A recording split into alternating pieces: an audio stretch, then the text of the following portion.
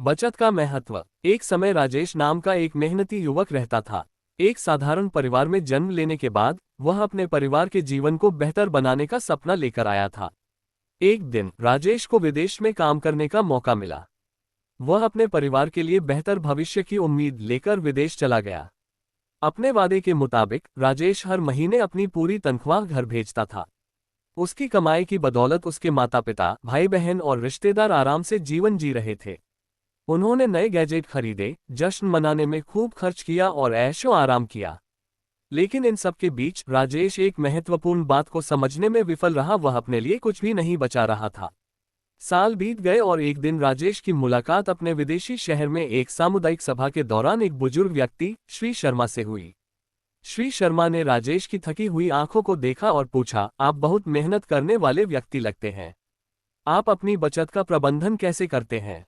राजेश ने हल्के से मुस्कुराते हुए जवाब दिया, मैं कुछ भी नहीं बचाता।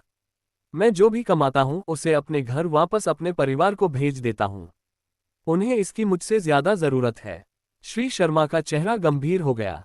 राजेश, ये बहुत बढ़िया है कि आप अपने परिवार की इतनी परवाह करते हैं। लेकिन क्या आपने अपने भविष्य के बारे में सोचा है? क्या होगा अगर कोई आपात स्थिति आ जाए? या क्या होगा अगर एक दिन आप घर वापस आकर अपने लिए कुछ शुरू करना चाहें? राजेश हैरान रह गया। उसने इस बारे में कभी नहीं सोचा था।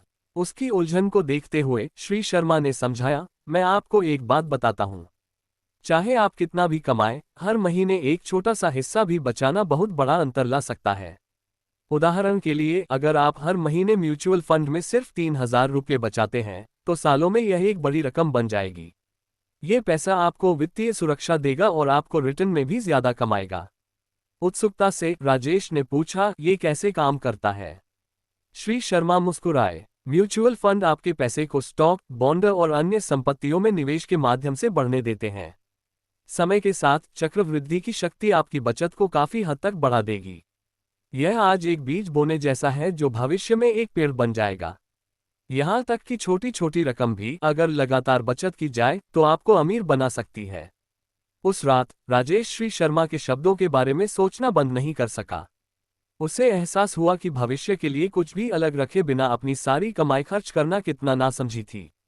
बदलाव करने के लिए दृढ़ संकल्पित, उसने श्री शर्मा के सुझाव के अनुसार हर महीने 3,000 रुपये म्यूचुअल फंड में बचाना शुरू करने का फैसला किया।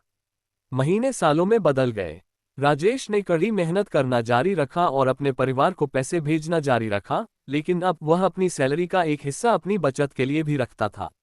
समय के साथ उसके निवेश बढ़ते गए और उसे अपने धैर्य और अनुशासन का फल दिखने लगा। सालों बाद राजेश घर लौट आया।